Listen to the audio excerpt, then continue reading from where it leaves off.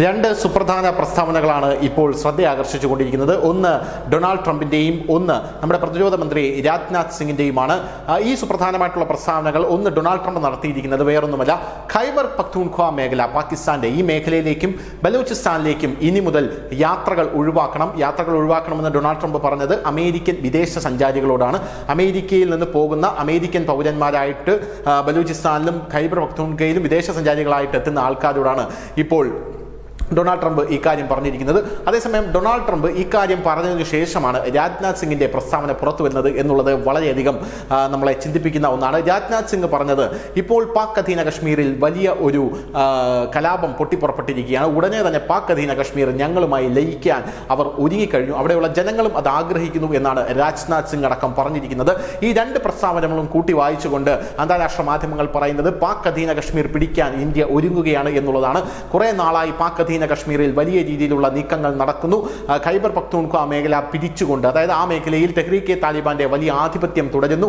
ഇതേ തുടർന്നാണ് ഇപ്പോൾ പാകിസ്ഥാൻ 8 ലക്ഷം അഫ്ഗാനിസ്ഥാനികളെ നാടുകടത്താനായി ഒരുങ്ങിയിരിക്കുന്നത്. എന്നാൽ ഇത് വലിയ കലാപത്തിലേക്ക് നയിക്കും. അങ്ങനെ കലാപത്തിലേക്ക് നയിച്ചു കഴിഞ്ഞാൽ ഖൈബർ പഖ്തൂൺഖ്വ മേഖല താലിബാന്റെ അണ്ടറിലാകും. അങ്ങനെ താലിബാന്റെ അണ്ടറിലായി കഴിഞ്ഞാൽ പാക് അധീന കശ്മീർ ഒറ്റപ്പെടും. അങ്ങനെയാണെങ്കിൽ ഇന്ത്യയുമായി പാക് അധീന കശ്മീരിന് മെർജ് ചെയ്യാൻ അല്ലെങ്കിൽ സംയോജിക്കാൻ വളരെ എളുപ്പമായിരിക്കും എന്നുള്ളതാണ് പ്രധാനപ്പെട്ട ഒരു കാര്യം. സമ്പൂർണ്ണമായിട്ടുള്ള നയതന്ത്രമാണ് അവിടെ നടക്കുന്നത് എന്നാണ് കൃത്യമായി പല അന്താരാഷ്ട്ര മാധ്യമങ്ങളും സൂചിപ്പിക്കുന്നത്.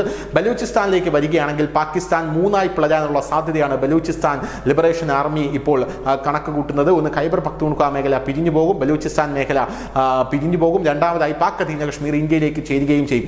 ഇതെല്ലാം മുന്നിട്ട് കണ്ടുകൊണ്ടാണ് ഇപ്പോൾ ലോക തലവനായിട്ടുള്ള ഡൊണാൾഡ് ട്രംപ് പോലും ഇപ്പോൾ ഖൈബർ പഖ്തൂൺഖ്വ മേഖലയിലും ബലൂചിസ്ഥാനിലേക്കും വിദേശ സഞ്ചാരികളായി നിങ്ങൾ പോകരുത് എന്ന് അമേരിക്കക്കാർക്ക് നിർദ്ദേശം കൊടുത്തിരിക്കുന്നത്. ഡൊണാൾഡ് ട്രംപിന്റെ നിർദ്ദേശം വലിയ രീതിയിലുള്ള കോളിളക്കമാണ് ഇപ്പോൾ പാകിസ്ഥാനിലടക്കം സൃഷ്ടിച്ചിരിക്കുന്നത്. പാകിസ്ഥാൻ ഇപ്പോൾ തങ്ങൾ പോലും അറിയാതെ പല കാര്യങ്ങളും ലോകക്രമത്തിൽ നടക്കുന്നു പാകിസ്ഥാനെ ചുറ്റിപ്പറ്റി എന്നുള്ള ഒരു നിലപാടിലാണ് എത്തിയിരിക്കുന്നത്.